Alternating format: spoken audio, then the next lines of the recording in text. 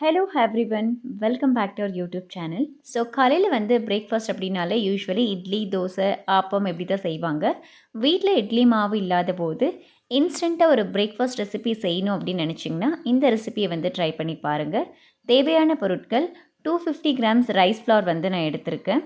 And அதே மாதிரி இதோட வந்து 1 கப் அளவுக்கு வந்து ரவை வந்து சேர்த்துக்கலாம். இதோட ஒரு பெரிய ஆனியன் அண்ட் ஸ்லைஸ் பண்ணியிருக்க ஜிஞ்சர், 2 வந்து க்ரீன் சில்லிஸ் ஆட் பண்ணிக்கோங்க. அது ரெட் கலரில் ஆயிருக்கு, அவ்வளோதான். அண்ட் கறி லீவ்ஸ், கொஞ்சமாக கொரியண்டர் லீவ்ஸ், இது எல்லாத்தையும் வந்து இந்த மாவோடு சேர்த்துக்கலாம்.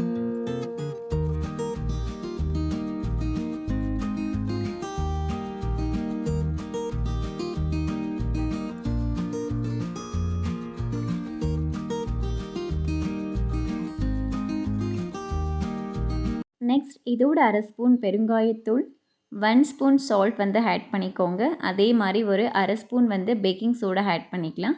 உங்களுக்கு வேணும் அப்படின்னா இதில் வந்து ஒரு 1/2 ஸ்பூன் ஜீரா வந்து ஆட் பண்ணிக்கோங்க. நான் ஆட் பண்ணல, அது கம்ப்ளீட்லி ஆப்ஷனல் தான். நெக்ஸ்ட் வந்து நம்ம தயிர் சேர்த்துக்கலாம். நான் எந்த கப்பில் அரிசி மாவு எடுத்தேனோ அதே சேம் கப்பில் தான் தயிர் வந்து ஆட் பண்ணிகிட்ருக்கேன். ஸோ ஆட் பண்ண எல்லா இன்க்ரீடியண்ட்டையும் நல்லா மிக்ஸ் பண்ணிக்கலாம். தண்ணி ஆட் பண்ணும்போது கொஞ்சம் கொஞ்சமாக தண்ணியை ஆட் பண்ணி மிக்ஸ் பண்ணிக்கோங்க. அட் எ டைம் வந்து ஆட் பண்ணக்கூடாது. ஏன்னா இந்த மாவை வந்து நம்ம இட்லி பேட்டர் டெக்ஸ்சருக்கு வந்து கொண்டு வரணும். நம்ம அட் எ டைம் ஆட் பண்ணிட்டோம் அப்படின்னா நம்மளுக்கு டிசைர் டெக்ஸ்சர் வந்து கிடைக்காது. நான் இங்கே 1 கப் ரைஸ் ஃப்ளாருக்கு 1 cup curd and 2 cups of water வந்து யூஸ் பண்ணியிருக்கேன். ஸோ இந்த மாதிரி கொஞ்சம் கொஞ்சமாக தண்ணியை ஆட் பண்ணிவிட்டு நல்லா மிக்ஸ் பண்ணிடுவாங்க. மிக்ஸ் பண்ணும்போது லம்ப்ஸ் இல்லாமல் மிக்ஸ் பண்ணிக்கலாம்.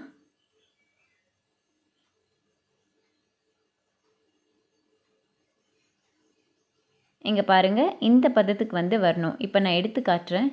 இந்த மாதிரி இட்லி மாவு பதத்துக்கு வந்து வரணும். இப்போ வந்து லிட்டை க்ளோஸ் பண்ணிவிட்டு ஒரு 15 மினிட்ஸ் வந்து இது வந்து சோக் ஆகட்டும். ஆஃப்டர் 15 மினிட்ஸ் நான் லிட்டை ரிமூவ் பண்ணி காட்டுறேன். ரவை எல்லாமே நல்லா ஊறிட்டு ஒரு டைட் டெக்ஸ்சரில் வந்து கிடச்சிருக்கு. நெக்ஸ்ட்டு வந்து நம்ம குழிப்பணியாரம் பாத்திரத்தை வந்து சூடு பண்ணலாம். சூடு பண்ணிவிட்டு இந்த குழியில் கொஞ்சம் எண்ணெய் வந்து ஆட் பண்ணிக்கோங்க.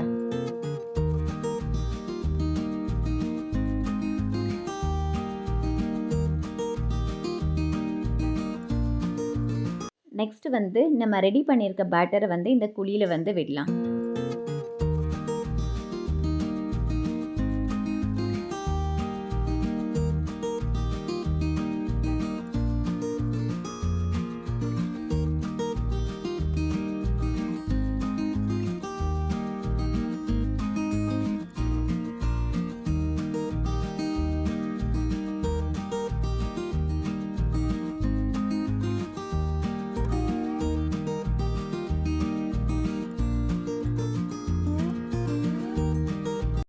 எல்லா குழியிலையும் நம்ம வந்து மாவை வந்து ஃபில் பண்ணதுக்கப்புறம் கேஸோட ஃப்ளேமில் வந்து ஃபர்ஸ்ட் நம்ம ஹையாக வைக்கணும். நெக்ஸ்ட்டு வந்து மாவை சேர்த்ததுக்கப்புறம் ஃப்ளேம் வந்து மீடியம் ஃப்ளேமில் வச்சு தான் குக் பண்ணணும். ஏன் அப்படின்னா ஹை ஃப்ளேமில் வைக்கும்போது சீக்கிரம் வந்து கருத்துரும், பட் வந்து உள்ளே வந்து அவ்வளோ வேகாது. அதனால் மீடியம் ஃப்ளேமில் வச்சு வந்து இந்த பணியாரம் வந்து செஞ்சுக்கோங்க.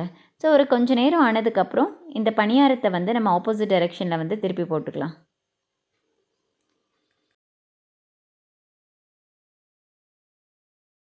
நெக்ஸ்ட்டு கொஞ்சம் நேரம் ஆப்போசிட் டைரெக்ஷனில் வந்து பாயில் ஆகட்டும், அப்படியே விடுங்க. ஸோ இப்போ வந்து நம்மளுடைய குழி பணியாரம் வந்து ரெடியாக இருக்குது. இந்த குழி பணியாரத்தை வந்து நான் ஒரு பிளேட்டுக்கு வந்து ட்ரான்ஸ்ஃபர் பண்ணிக்கிறேன்.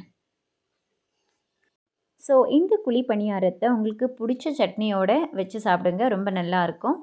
ஐ ஹோப் இந்த வீடியோ வந்து உங்களுக்கு பிடிச்சிருக்குன்னு நினைக்கிறேன். இந்த வீடியோ உங்களுக்கு பிடிச்சிருந்தா மறக்காமல் நம்மளுடைய யூடியூப் சேனலை லைக், ஷேர் அண்ட் சப்ஸ்கிரைப் பண்ணிக்கோங்க. அப்படியே பக்கத்தில் இருக்க பெல் ஐக்கானையும் கிளிக் பண்ணிக்கோங்க.